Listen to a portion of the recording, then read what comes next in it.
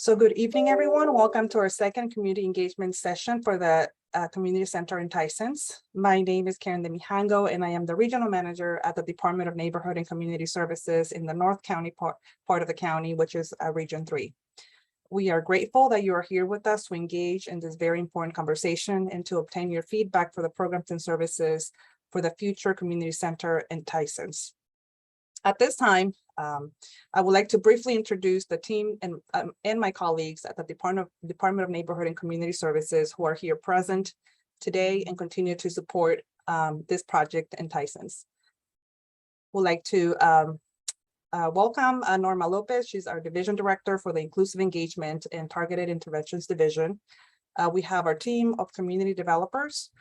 Katina Matthews, she is Community Developer in Region 1. Nandra Navarro, Community Developer in Region 2, Jennifer Henry Jones, a Community Developer in North County, Region 3, and Mr. Paul Woods, a Community Developer in Region 4. We also have our colleague, Robert Grape. He is a Director at the Lewinsville Senior Center. Ali Malone, also a Director at Pimp Hill Senior Center. And we also have Tori Piper. She is our Zoom manager this evening, but she's also the operations manager in Region 2. Amy Ordonez, she's our office manager in the Region 3 office and also supporting Tori managing Zoom.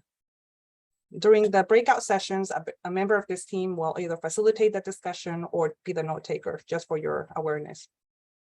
Also for other county staff, if you didn't hear the announcement before we got started, we asked that if you could please add Fairfax County next to your name. So we are all aware that you are a county employee. So please add that next to your name here in your Zoom screen. We are also happy to see Gwen Minton. She's a staff aide at the Board of Supervisors office. So welcome, Gwen. I see you have joined us this evening. We are glad and happy that you are here as well. This evening, you will hear two short presentations before we engage in the conversations. The first presentation will be by APA and KGD. APA is a developer for the Dominion Square project, and KGD is the architectural firm for the community center. From their presentations, you will understand how the community center was included in this project and also provide the layout of the community center space that we will be discussing this evening. After that, I will give you an overview of some of the programs and services that the county offers at other community centers across the county, just for you to have an idea about our department's mission and vision and how each community center is the integral part of the community as you prepare to engage and provide feedback for the future community center in Tysons. After the presentations, we will go through to the breakout rooms and begin our conversations. Just to let you know as well, we are going to be holding off on questions after each presentation until the end of today's session. But you are welcome to type your questions in the chat and we will save it until the end in case you would like to, if you think of something and don't want to forget it, you are welcome to include that in the chat and we will save it and answer it at the end of the engagement session this evening. So we have with us this evening from APA, Haley Norris. And as mentioned, APA is a developer for the Dominion Square project. And after that, I will begin my presentation regarding neighborhood and community services, programs and services at our other community centers. So with that, I'm going to give the floor to Haley. Thank you so much. It's great to be here tonight. Give me one moment. Oh, looks like I cannot share my screen. I don't know if it's possible. We will share it. We have the slides, Haley. Yes, so we will go ahead and do that in a minute. Give us 1 second. Okay, thank you. Well, I can go ahead and get started though. So my name is Haley Norris. I am a project manager here at APA, the Arlington Partnership for Affordable Housing, and I'm one of the team that is working on this Tysons Dominion Square development. Really excited to be working on this development and to be here tonight. So we can go ahead. So just a little bit about APA. We're a not-for-profit based in Arlington County.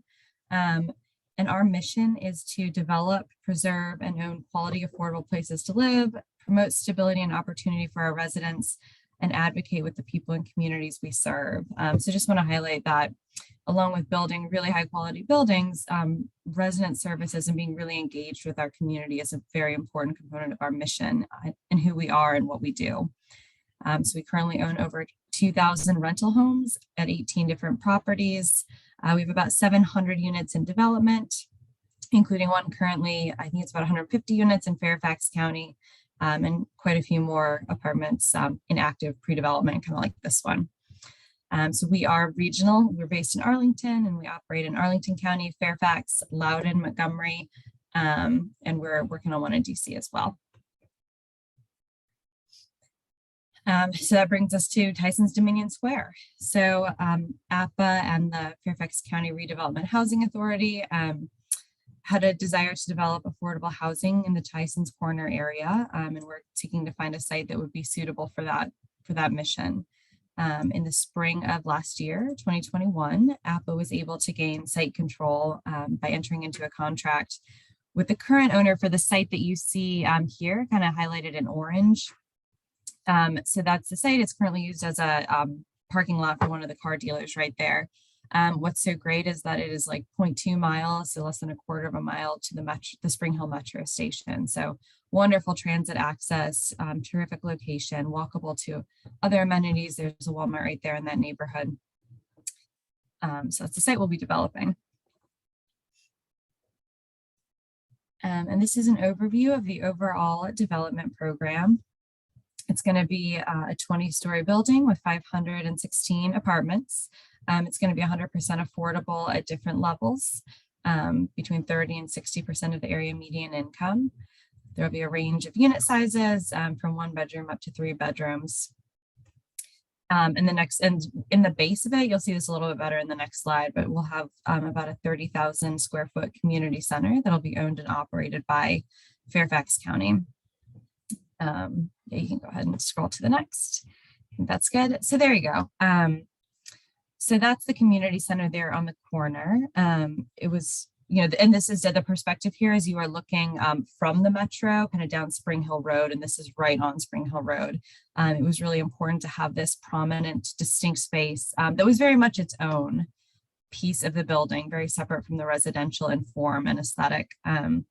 So that's a 2-story community center, and it's beneath kind of 2 residential towers there. So APA is going to own the residential component, and the county will own the community center. And underneath, which you can't see here, is there's going to be an underground parking garage. So there will be a dedicated portion of that that's for the residential. And then there will be a dedicated portion for the community center. And that'll be 140 parking spaces for that 30,000 square foot community center. Right, so here's just a closer up kind of zoom in on that corner on Spring Hill Road, where you can see that it's a really prominent architectural feature, its own unique shade of brick, storefront glass, so that you can see, the activity inside, and from inside you can see the out. In this other image here on the right of the screen, you can see on the corner, there's the community center entrance, and then this is the separate residential entrance here, and that nice Dominion blue right there. So it'll be a separate entrance system for the community center and the residential portion. One really important component of the design is creating a really lively, activated street front here along the building. So we'll do that through landscaping, through trees, through pedestrian amenities as they're coming, to and from the community center. So this is a perspective kind of from the back around the building, and you can kind of just see what we'll get into in the next slide is the courtyard space. So this is a view, I think this would be then facing towards the metro, the courtyard perspective of the building. So you can see there where the red brick is, that is the community center there.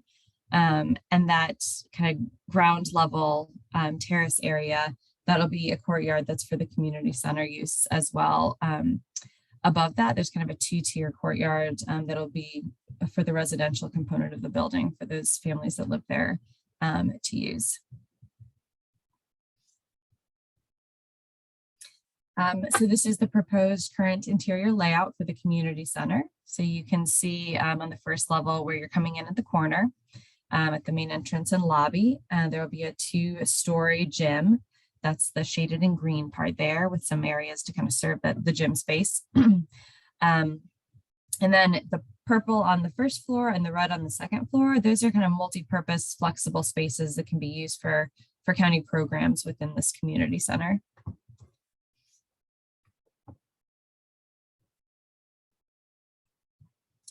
And that brings us here to our schedule. So we are working through advancing the drawings now and refining those. The goal is to start construction next year, 2023, between July and December. We would do construction for a little over 2 years and then deliver the residential building and community center in Q1 or 2 of 2026. That's when we would open the doors for folks. So this is, I'm Haley Norris. This is the rest of the team that's working on Dominion Square from the APA side. So please don't hesitate to reach out to any of us with questions. And I should have said at the beginning, KGD Architects is working on this. Tom Donahue is hoping to join. He's supposed to join a little bit late tonight. So hopefully if there are any questions for him, he'll be here by that time, but he had some obligations to take care of before he could make it. So that wraps up my presentation.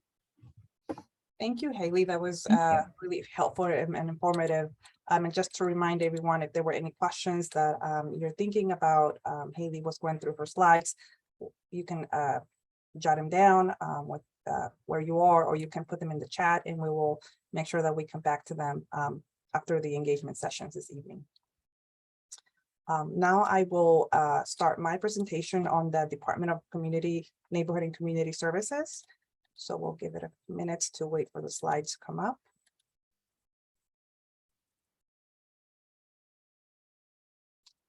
Thank you, Tori. So the Department of Neighborhood and Community Services is part of a department here in Fairfax County. And our department is part of the Health and Human Services work in Fairfax. Our agency, also known as NCS, provides recreational, educational, and development programs and services. And through the programs and services, we aim to promote the well-being of children, youth, individuals, families, and communities. One way of achieving that is by what we're doing today here. We facilitate community engagement sessions to identify areas of needs in the community.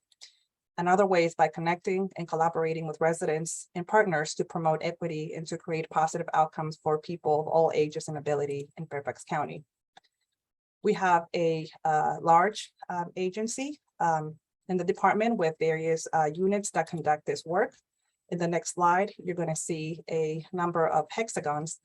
Each orange hexagon represents either a business line or a unit that we have here at NCS. I'm not going to go through each one individually, but this is how we come together in the community with partners to collaborate, connect, and engage with residents. Some of the examples of units and work that we do here at NCS is the school readiness unit. We operate community teams in senior centers and SAC classrooms. We also have opportunity neighborhoods, community building capacity unit, coordinated service planning, also known as the 222 line, if you heard of that number in the community, that is here housed at NCS. We have the infant and toddler connection unit as well, and among others, units that support the health and human services work in Fairfax County. In the next slide, you're going to see our customers. We serve the entire county, organizations and partners in the county. This is from youth, children, older adults, families, community partners, nonprofits, community-based organizations, the interfaith community. We engage, we connect, we collaborate with the county and partners to provide responsive services based on each location of our centers in the county. Wanted to provide you with some examples as to what is happening currently at community centers in other parts of the county. And this is so you can have an idea as you begin before you engage in the engagement sessions for the Tysons Community Center. Here are some examples of the program and services. For family, children, teens, and youth, we operate out of school time programs. That could be the spring, the summer, the winter camps. And after school programs throughout the school year. Some of our centers have computer clubhouses. We offer family arts and craft, Lego clubs, family Zumba, teen volleyball. For our older adults programs, we offer fitness and such as Zumba, Grape fitness, art, music, tennis table, pickleball, book club, etc. In the next slide, you're going to see some pictures of what some of the programs that I just referenced. Programs for our older adults offer opportunities for them to remain active physically, intellectually, socially within their own community. So here are some of the examples of how some of the programs that we facilitate at some of our community centers in the county. In the next slide, you're going to see some pictures from either our out of school time at a community or teen centers in the county. Our community centers offer a safe, structured environment for individuals of all ages, abilities, and backgrounds to learn, play, and engage within the community around them. Also, just to note, our spaces at community centers is also available for residents and partners to reserve spaces for them to have either community meetings, clubs, classes, or even social gatherings. Currently, we have 14 senior centers, 14 centers, and 9 community center. And with the Tysons Community Center, it will become our 10th community center that we operate here at NCS. So today, the purpose for today is we are coming to you, the community and community partners, to obtain your feedback and ideas and suggestions and recommendations about what type of recreational activities and programs and services you would like us to offer at the new community center in Tysons. What kind of services? What is your vision for the Tysons area in the county? And how will this community center support the vision that you have for the community center at Tysons? The last slide just includes some resources. At NCS, we have our county website. If you would like to read more about our agency and the work that we do, or maybe specifically read more about one of the hexagons units that I mentioned earlier in my presentation. If you want to learn more about those units, you can go into our county website and learn more about that. If you want to learn specifically about what our current programs and services look like through our activity calendars that we post on the county website, you are also welcome to go into this link and look at some of the NCS activity calendars at specific centers in the county. Also, we have created a county website for the Tysons Community Center engagement sessions, and where this recording, along with the PowerPoint slides that we share with you today, are going to be posted for your review at a later date. So with that, I will give the floor to our community developer, Jennifer Henry Jones, to introduce us to the community engagement sessions that we're going to get started and explain the process and what you should expect next. So with that, I'll give the floor to Jennifer. Thank you, Karen. Good evening, everyone. I'm Jennifer Henry Jones. I'm the community developer here in Region 3. And so now we get to the good part of the evening. So in a few minutes, we are going to actually, because we are a smaller group this evening, we are going to stay here in this large group. And so we are going to first talk about the ground rules that we're going to establish so that we have a productive conversation. We are going to go through a little icebreaker so that we can get to know each other a little bit better. And then we will walk through different areas of the proposed community center, looking at those blueprints a little bit closely. And then you will get the opportunity to tell us what programs, services, and activities you'd like to see there. And I would just encourage you all to just think outside of the box when you're looking at the spaces and thinking about what types of services you would like to see there. Because this is really your opportunity to share that with us. And we want the community center to be something that you value and that you actually utilize. And you know that we're only that's only going to happen if we're actually offering programs and services that you all feel are useful. So at this time, if you could take me off of the spotlight, please, Tori, so I can see everyone. And I would encourage everyone to please turn on your cameras, because that helps with connection since we are working in a virtual environment. For the icebreaker, if you could share your name, where you either work or live in Fairfax County and how long, and what's one word to describe your community. So let me start with, again, someone who I know. I'm going to start with Mr. Steve. Hi, I'm Steve. I live over near the Lewinsville Senior Center. I've lived in Fairfax for 20 plus years. I actually more than that, my goodness. It's a very diverse community and a changing community, and it's very vibrant. I also wear another hat. I am on the board of Tysons Interfaith, which is an interfaith group in the area. Thank you. Nice to meet you. Karen L. Okay, let me see if I remember what I need to say. My name is Karen Lillard. I live currently in the Skyline area, which is near Bailey's Crossroads in Fairfax County.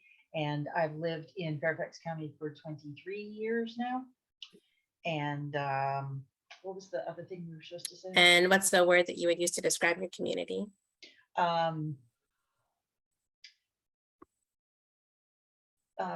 Busy. Thank you. Let's see, Kathy. Oh, you're still on mute. Sorry, Kathy Alstagaff. I live in Vienna, Virginia, closer to the Dunn-Loring line. Have lived in Fairfax County about 17 years. And sadly, what I would call my neighborhood or community, I'd say there's a lot of isolation or fragmentation. Okay, thank you. Let's see. Marwan Mohammed.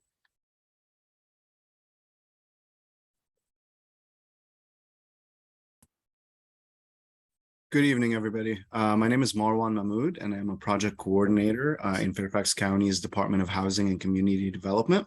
And I would use diverse to describe the Fairfax County community. Thank you. St. Clair.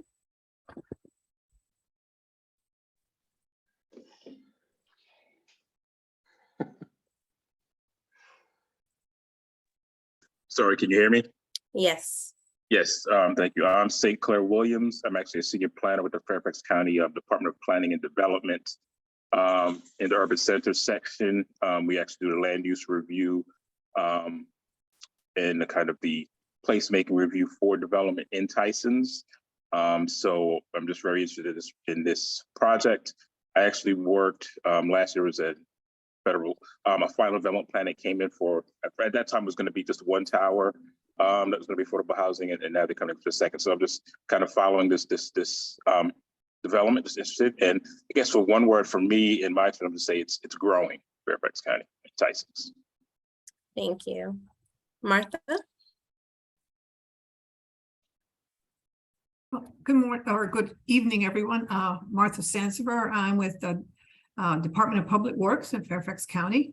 I do live in Fairfax County also, and I will describe it. It is diverse and growing and becoming more urban in some areas with still that small town feel to it. So, thank you. Thank you. Courtney.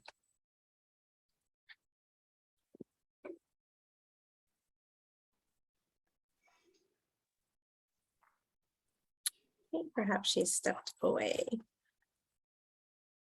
I'm sorry, did you just call on me? I did. I knew that was going to happen. I was literally just changing rooms really quick. My name is Courtney Arroyo, and I'm the Community Engagement Manager for the Department of Emergency Management and Security. And we're really excited to just see our county continue to grow. And I would describe, and I also live in the county, so I enjoy being here, but I would say that we're very innovative.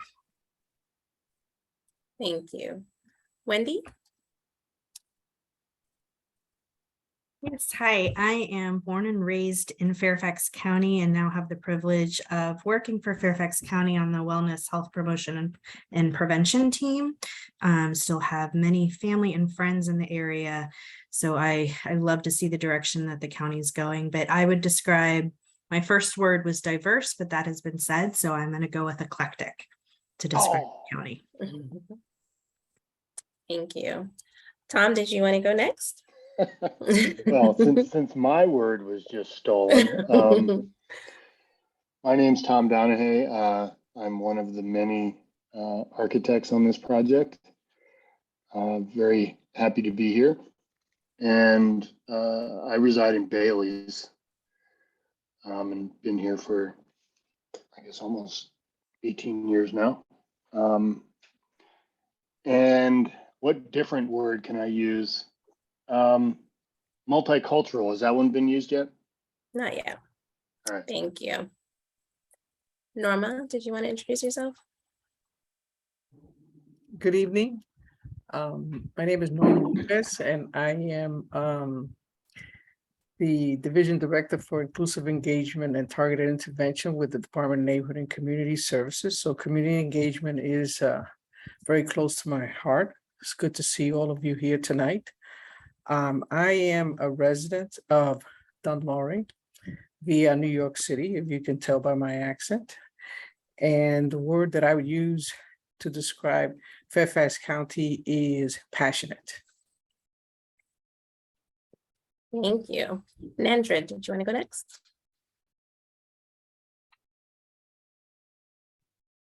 Good evening, everyone. Thank you, Jennifer. I'm Nandret Navarro, and I am the community developer for Region 2. And I do not live in Fairfax County, but I've worked in Fairfax County for 17 years in the Region 2 area. And I will say that I describe Fairfax County as extremely dynamic. Thank you. Rob Grape. Good evening, everyone. Rob Grape, Director of Lewinsville Senior Center. I also focus on a lot of partnership and community development for McLean, Tysons, and Falls Church and Great Falls area. Have been in Fairfax County for a good while. Grew up in Springfield, Virginia, and have been out in Centerville, Chantilly area for a good amount of time, and now I'm in Prince William. As far as Fairfax County and specifically my community, I would just say it's growing and growing rapidly. So being able to keep up with growth and diversity, that's great to have. Okay, thank you. Mr. Woods.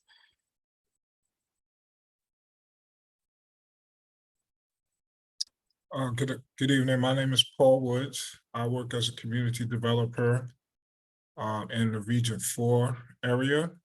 I've been with the county roughly about 22 years. And how I would describe the county, I guess in the communities I work with are, did we say ever-changing? Ever-changing. Thank you. And I see that our Deputy Director has joined us. So Palace, welcome. We're just doing introductions right now. If you want to say your name, how long you've lived or worked in Fairfax County, and a word you would use to describe the community. Oh, absolutely. Thanks for the opportunity. Palace, Washington, Deputy Director. I lived in Fairfax County for probably, when I arrived to the United States from Panama, I lived in Fairfax County. And that was probably 20, 30 years. And then I now live in Prince William. And I have worked with Fairfax County since 1996. So been around for quite some time in various positions, and I will describe Fairfax County as dynamic. Thank you. So Katina, if you could put up the slides for the conversation, please.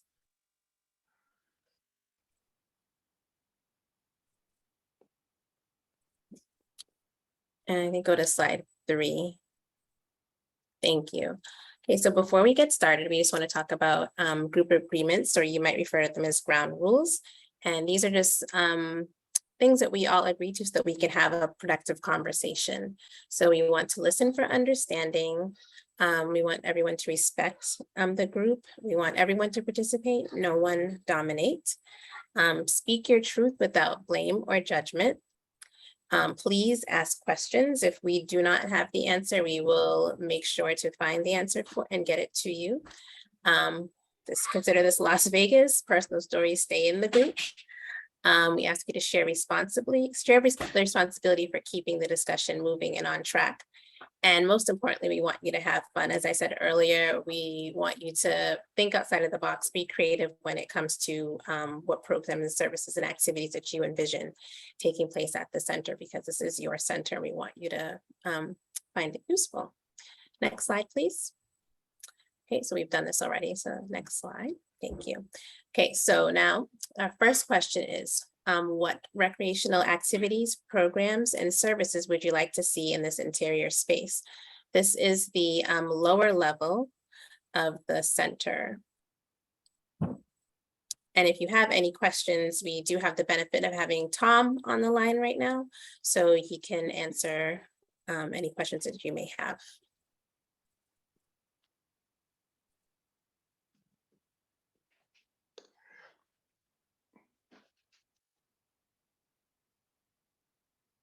Karen? I have a question about the gymnasium area. I'm unfamiliar with these setups specifically. So my question is, how much versatility is there in the alteration of that space for a variety of activities?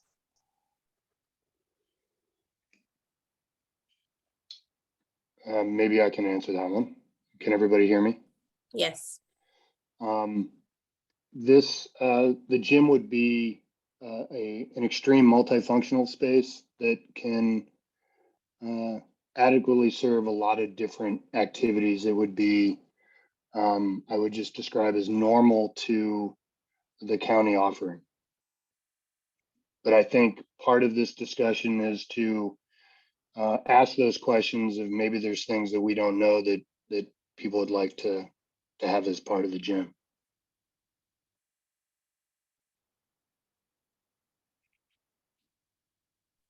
Thank you, Tom. So anyone, what kind of programs and services would you like to see here? You can see that we have a kitchen, there's some multi-purpose rooms, we have the gym. So what would you like to see offered here that you would participate at the center? Or your family or your friends?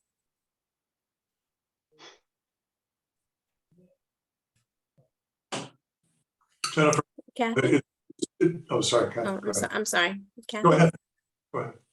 I would say, particularly, if I look at the floor plan on this floor, it is dominated by the gym. And I think a big open space is good. And so part of it is more the scheduling around that. So for example, I sometimes go to Tai Chi that's held at a gym at a private school. But being able to go to this, which would be closer, so that it's not always used just for specific sports or open for specific sports, but that there's a variety of events that get scheduled in that space. And then the other thing that's important to me, I think, and I'm trying, the multi-purpose rooms, it's hard to tell exactly, presumably they're that, right? They can be used for a lot of things.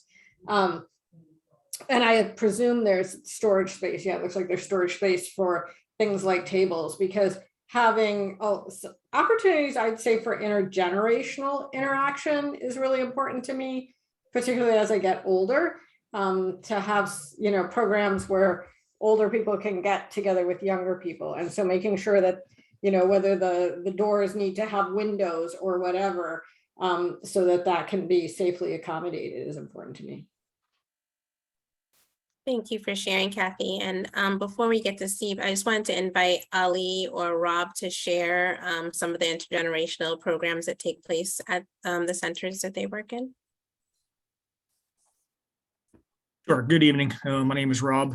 I'll say a lot of the intergenerational programs really focus around recreational activities like pickleball. You'll get a lot of badminton, volleyball, soccer, basketball. And we'll also get, during the summertime when we do have a lot of summer camps for our younger youth and then our high school aged youth. We do get a lot of types of small side carnival games that folks can enjoy during special activity days that the camps have that really kind of gel and cross over into our senior center hours as well. As well as mentoring. We do have some good mentoring programs where older adults can mentor youth and help them get ready for future educational needs as well as future just life plans and life lessons.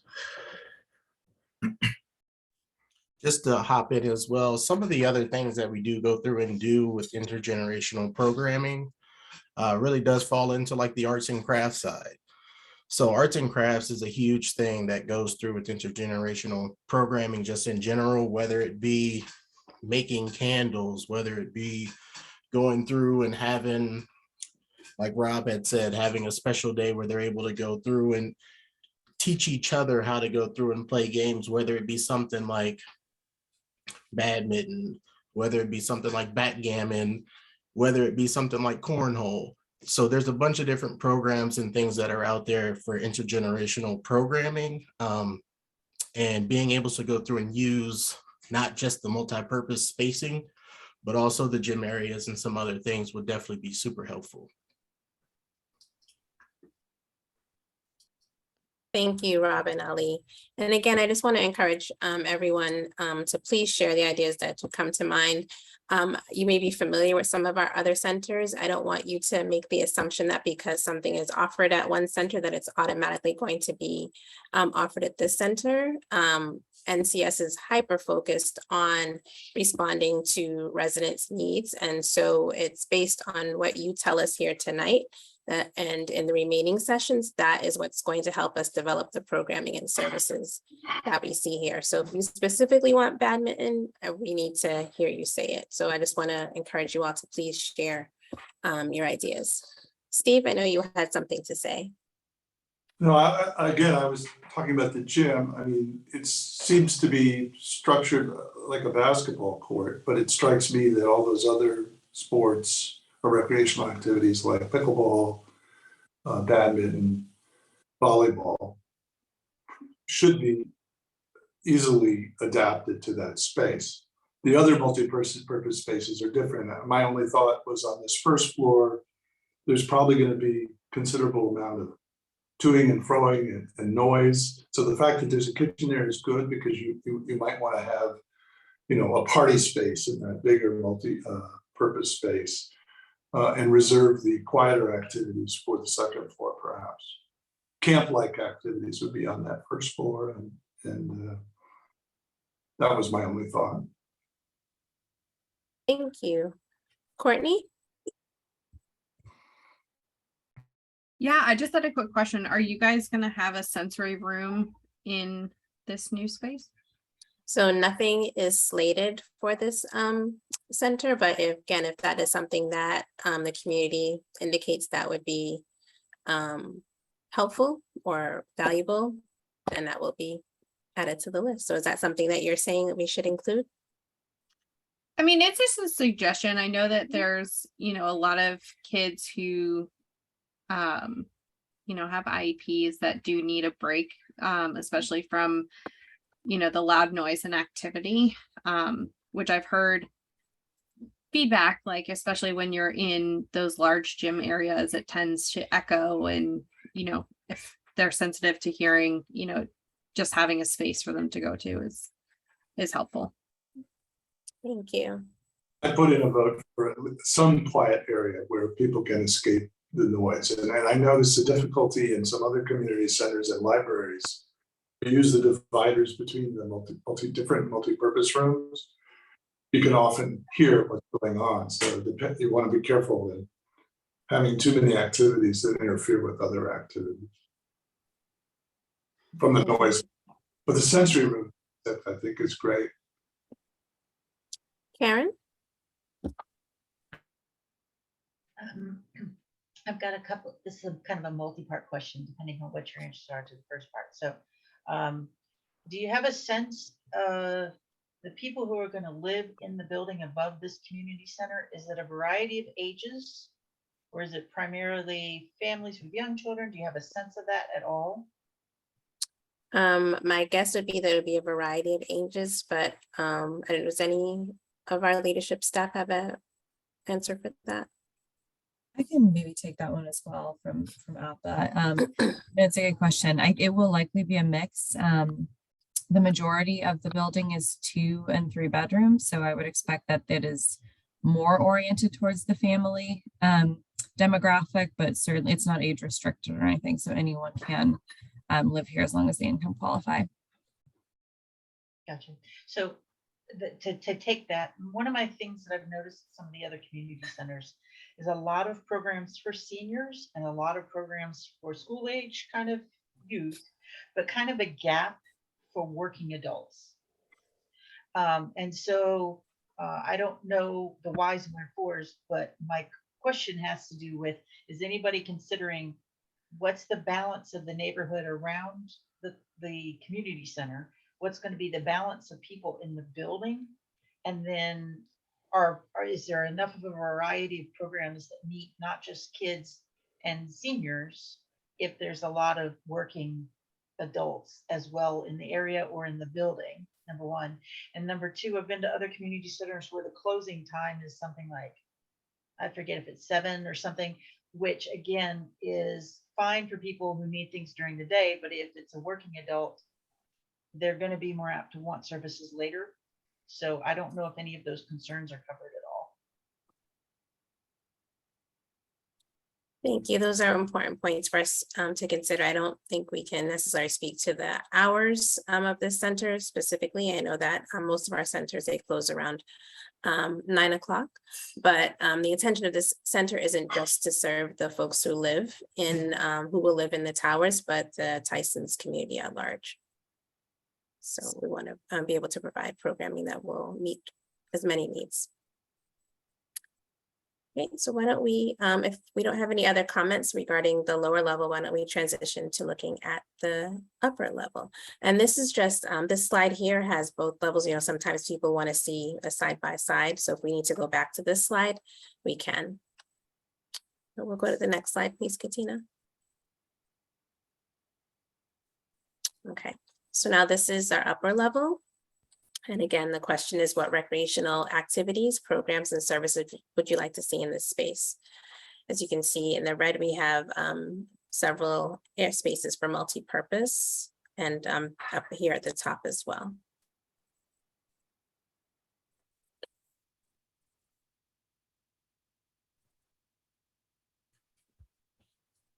Wendy. I don't necessarily have like, I'm still familiarizing myself with the different community centers and what they offer. But I know that we've had opportunities to kind of partner with some of the other centers to have like periodic conversations with people and opportunities to connect with people in the community centers regarding things like promoting mental health and services that other parts of the county offer. I know like I was out at the Lee District Center not that long ago. There was the Cops First Youth basketball game, and that we were invited to come be a part of that. And that was really fun to be able to connect with different ages there. So I was just hoping that this would be an opportunity that we could do similar things here and kind of to add while I have the mic undone. My second question is, are there spaces that people can just come to kind of like relax and get away from the busyness of the outside? That's like, I don't know, like couched area or something if they wanted to come sit with like a book or something to read or a laptop? Or So is like it all class focused? Like a lounge area? I mean, like, this is what we want to hear from you. So that's an excellent suggestion. I would second that, a quiet area where there wouldn't be cell phones and a lot of chatter, but where people can work on their laptops. I mean, some young professionals or middle-aged professionals may be looking for a space that they don't have to necessarily go to a coffee shop, that they could, I mean, a blue space, I thought, being on the corner, if there's some nice, it's a nice area where it might be quieter, although it is over the main lobbies down there too. And Wendy, is regarding the first part of your question, this definitely is the intention for this to be a place where we can connect folks to other services. So it's definitely will be something that will take place here. Kathy, did you have a comment? Yeah, well, a couple of things, and I echo the point about a lounge. I don't know if it needs to be like Amtrak where you have the quiet lounge and the conversational lounge, because I think if you think about the types of programs afterwards, people might want to connect, right? And again, I know it's not a commercial establishment, but like, could there be a cafe with like where you can get just maybe simple beverages or something if people go to a program and then want to have continue the conversation, or if they're waiting for kids or others in their families that are in a program and they can sit and talk or work on the computer. So that was one point. Another point was the technology. And I think like just making sure it's like wired for everything. And I'll just give an example for myself. Like I'm an origami artist. I love to teach origami. I would love to come in and teach origami. But one of the things with origami is having like an overhead camera so people can see what you're doing. So making sure that there's, and even with, now with the pandemic and who knows what we're going to be like in another couple of years, if we're still going to have to do hybrid things, making sure that's all kind of thought from day one. And then one of the things I noticed with the gymnasium, and again, the kind of height of the building and the vicinity of the multi-purpose rooms to that. And even if, as people come in and out, if there's basketball going on, you always hear those noises. And I will just throw out to the architect, because I don't know enough about this, but I've always been impressed by the National Portrait Gallery, and they use recycled blue jeans in the ceiling of their big open atrium. And when you go in there, like the acoustics are like you could hear a pin drop. So if there's anything like new or novel we could do to make this almost a more peaceful place, I think could be really interesting. Well, thank you. Karen, did you have a comment? You're on mute. Sorry. I know that I believe it's James Lee Center has like language classes through the Literacy Council of Northern Virginia. There's some other things like that. So I'm wondering about definitely like the possibility of class space here. And the other thing I thought about is whether it'd be worth having space that could be sort of like study hall for children, either who live in the building or live in the community. Just that has that capability of to echo what other people said, having the noise control, but also the ability to be like a place where people can do study, where they, and particularly kids who may not want to stay in the apartment or stay in their house to do study, or may want to get together with other kids to study together. So after school academic support. Yeah, or even into the evening. I don't know what the structure of that program would look like, but definitely spaces that either people can teach classes in, whether it's something like English or Fairfax County has the ACE program, which is the Adult Community Ed, someplace where there's really the ability, because sometimes community centers get a bit more like a rec center rather than a place that's truly multi-purpose. And so that's my concern, is like having that ability to have classes and to have study hall and things like that. Okay, thank you. There's a comment in the chat from Courtney, says to add to the acoustics points, individuals who are deaf and hard of hearing may struggle in the open space. So any other thoughts with regard to programs and services on this upper level? Kathy, I just want to put it out there that I will be connecting with you to get you to be a volunteer. Since you put it out there that you teach origami, we could definitely use that. Okay. That skill set. Yeah. Well, and the other thing I notice is that the multi-purpose rooms all have kind of awkward configurations at the entrances, which sometimes again in open, I mean, I don't know, they just kind of seemed those other little, storage rooms and stuff. Like it's always awkward when you're teaching in an open space that has these weird shapes. I'll just add that.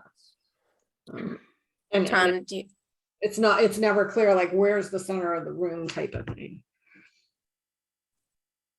Tom, do you want to speak to that?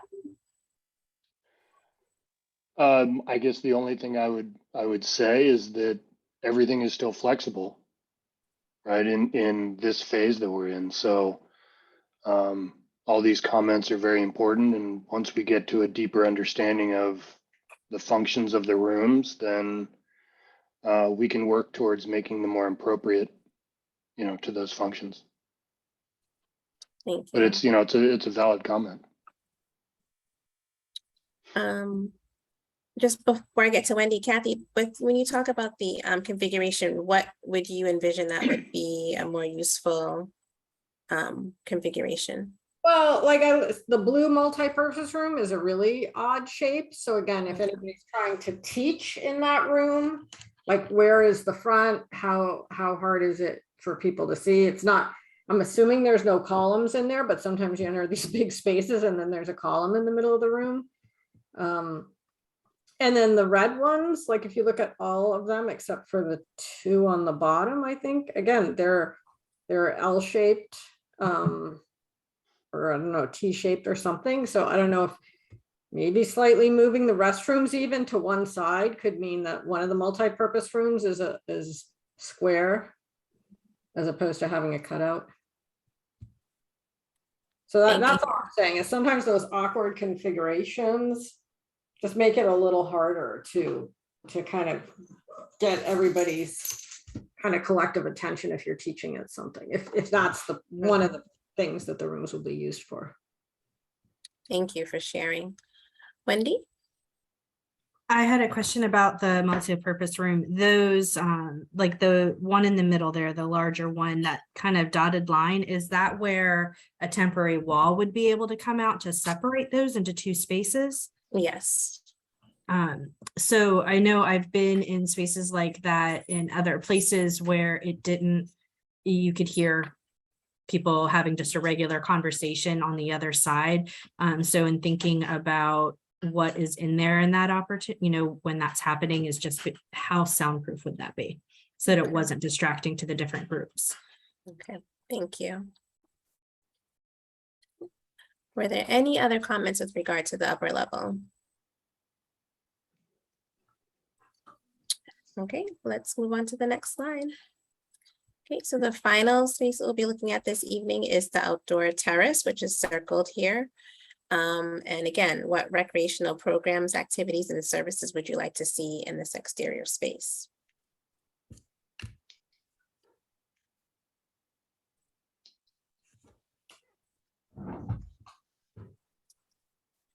I just have a quick question.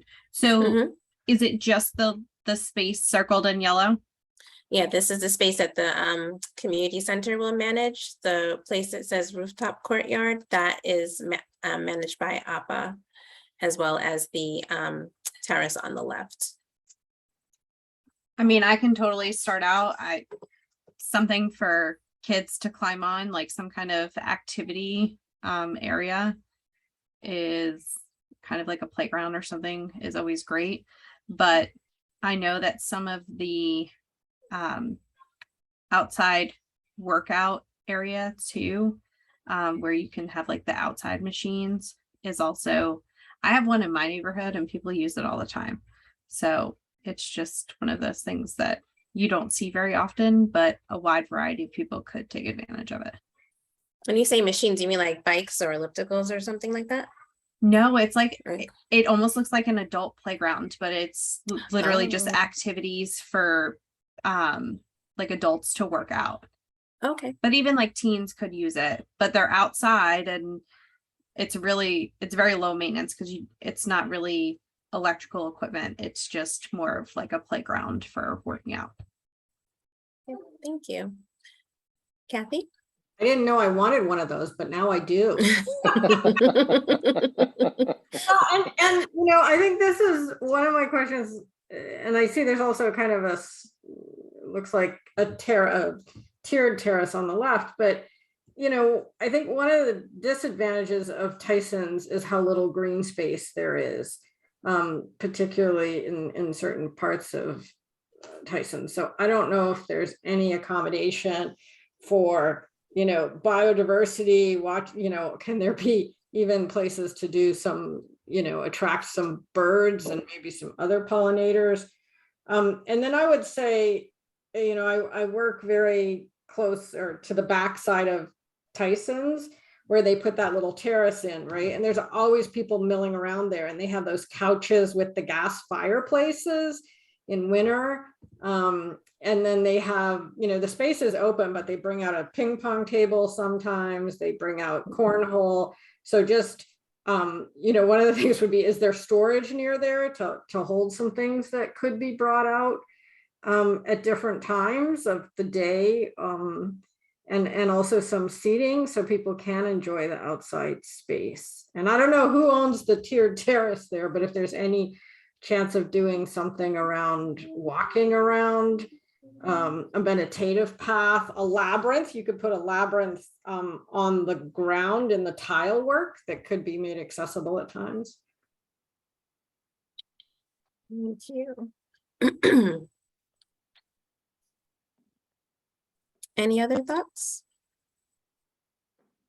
Those are all great suggestions. Thank you, Courtney and Kathy.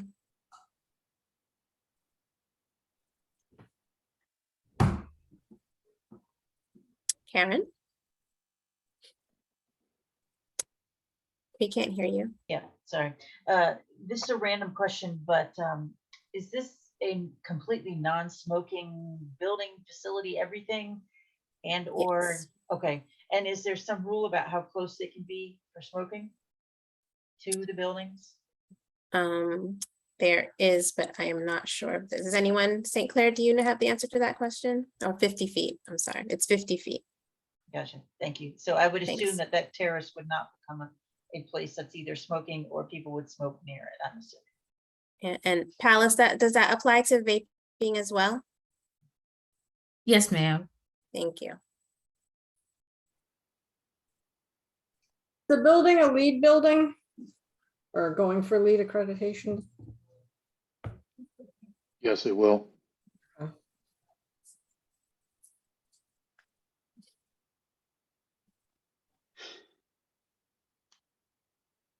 So any sense of what those APA spaces will be, the courtyard on top and the terrace, will that have some greenery or is it going to be mostly open for the residents? I mean, I guess that there's probably a lot of space inside the towers that will be for the residents. So it's probably, they wouldn't necessarily use the space for the community center, but I don't know. Yeah, so as I understand it, the rooftop is going to be for the residents. I'm not sure who is typing on, but we can all see your comments. Thank you. And the terrace space is going to be shared between the community center and APA, but the community center is not going to be managing that space. So just the circled area is the space that the community center will manage. I don't know. Oh, go ahead. Well, I was just going to add that, we're currently working on that. In fact, we just had a big discussion about it today. But those outdoor spaces will be a combination of green and hardscape, with the majority being green and or plantings. And then just for clarity, the stepped space, which is morphing into different things, but that will be in some form stormwater management and capture and green space, but it'll be plantings and natural plantings, like biofilters and things like that, that will be great to look at. So it won't be open for people to walk around?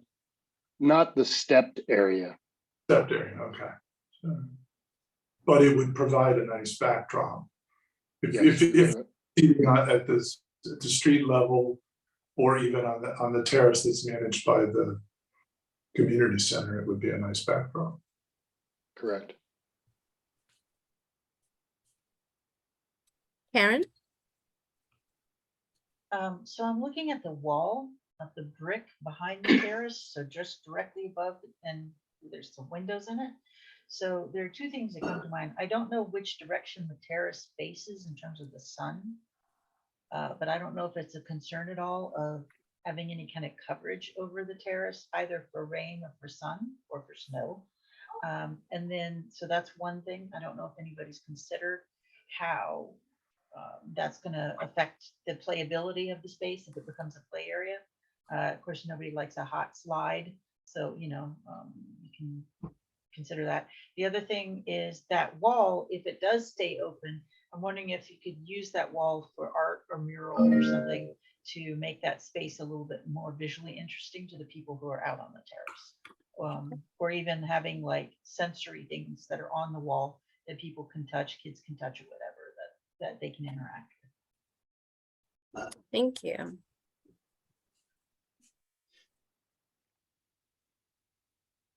Any final thoughts with regard to question 3? Sorry, it's me again.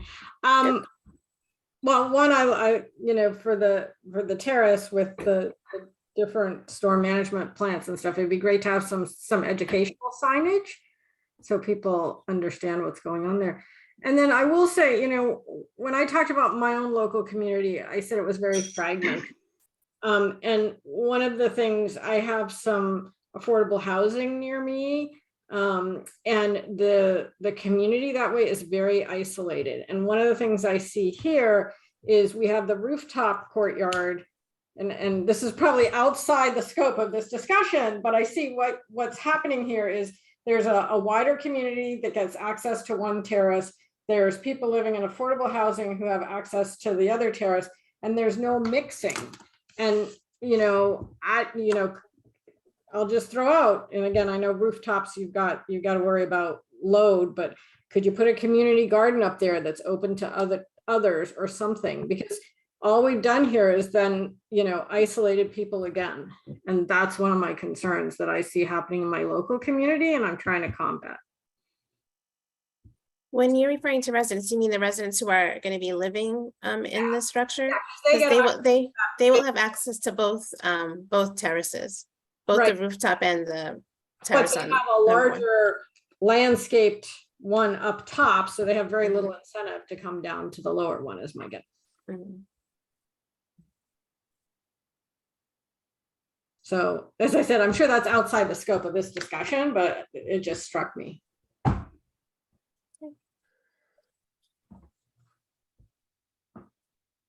Tom, I wasn't sure if you were going to say something. Well, I mean, I want to be mindful because I'm sort of talking outside of my element. But Terrace 1 is everyone's trying to work on common programming for Terrace 1. If you understand, like that's sort of the direct answer to the concern of mixing is working through those common programming ideas, but we're just beginning to explore those. Okay, so you're saying everyone would have access to Terrace 1 is what you're thinking? It's going to be managed by APA, by the housing, but the idea is that yes, that'll be a shared programming space that will be encouraged for that mixing space. Okay, and then what would the access be? You'd have to go in through the rec center to get out there?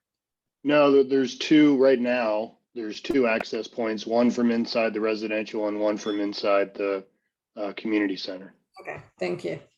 Yeah, that would make me happier. I would just add, and this is here with that, but I think the intent is that's not just open to all, like that there will be secure managed access to that point. Right. Even as we program collectively.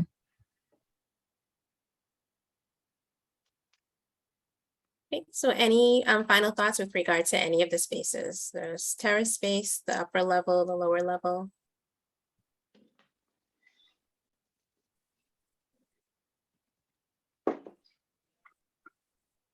Nope. Well, hearing none, this brings us to, well, I'm sorry.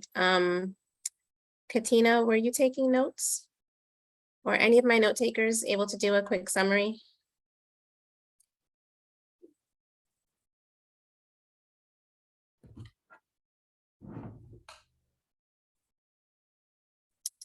All right, I'll work from memory. I know that we heard, like, for the outdoor space, we talked about having like an adult gym, use of having it be a green space, making sure that the spaces are not segregated, for lack of a better word, but that they were allowed for mixing of the residents. On the upper level, we heard comments around the configuration of the rooms and making sure, or just looking at that a little bit differently. Katina or any of my CDs jump in because I don't remember everything that was said.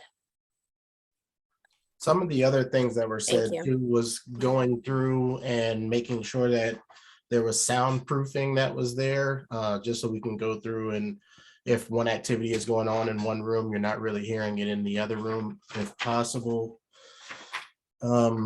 Possibly like a cafe area or something of that nature, making sure that the technology was up to par so that we're able to go through and have as much programming as possible be utilized in them. Utilizing some of the spaces for language classes and things of that nature, and working more so with community engagement, making sure that those services are also something that's able to be incorporated with the programming that's there. Thank Yes, you. I have a few. Go ahead. We talked about from the outside space, kids playground, but also an adult workout playground, which is with that concrete space. Space, we talked about a sensory room, as Ali said. We talked about having a big clear on scheduling so that in the gym you can have Tai Chi classes as well as volleyball, basketball, pickleball, badminton. The other thing is space to hold classes. One of the other things is a space where people can, like a lounge area where people can either use their laptop or wait for their kids or others to come out of the programs, a place where they can relax, a space where people can have conversations, where there would be some ongoing conversations and connection. So both for a privacy standpoint and trying to relax, as well as making connections with others. Very clear on the acoustics of the space so that when you had a multi-purpose room, the dividing line that has, acoustics, so that one area of that room doesn't interfere with the activities of another room in terms of sound. I think we. I would add also to Norma and Ali's list, we talked about the aesthetics of a room based upon the teacher. Kathy, I got the origami too, so yes, so connect with Jennifer. You intrigued me as well with the origami, because that is a skill set. But looking at it with the aesthetics of a teachable environment to making sure it's conducive, depending on the room structure. Also wanted to include about the as well as an addition to the sensory room inside, but maybe some structural things in regards to sensory on the outside as well. And also an opportunity maybe for shading or covering on the outside, as well as environmental education and awareness, whether it is I heard in regards to a possible garden or some other opportunities to increase education and awareness in those areas, and things to attract natural entities such as birds and things like that. So. Yes, and when we do the classes is look at the space, sort of the layout, whether it's a cube, and also to be able to do hybrid classes as we looked at. And so technology that would allow us that kind of ability to do that. I think we got it. What do you think? Thank you. Thank you to my note takers. And with that, this brings us to the end of our evening. So we thank you so very much for spending your time with us this evening. We hope that you enjoyed the session and that you, if you think of any other ideas, please feel free to email them to me. You should have my email as I sent you the Zoom link last night, this morning. Let's see. I want you to please be on the lookout for another email from me either later this evening or tomorrow. It will have a questionnaire and feedback survey, and please fill that out and be honest with us so we can make any changes that we need to make for the upcoming session. Our final feedback session is going to be in person and it's going to take place next Thursday from 6:30 to 8:30 at the park at Reston. If you would like to attend, we would love to have you there. We will be, for those that need it, providing childcare, having light refreshments, and for those who needed transportation as well. So you can use the same link that you used to register for this session if you were interested in coming to the third session. So again, we thank you for being with us this evening. Tori has put in the chat the link to the survey as well as the link where you can stay up to date with the project. Any updates will be posted there, as well as the recordings from the sessions and all of the notes and any questions that were asked. So this is what we hope will be the first of many times that we connect with you as this project transitions. So again, it was great to meet you and we look forward to working with you as we bring this project to fruition. So have a wonderful evening. Thank you. Thank you. Thank you all. Thank you. Thanks.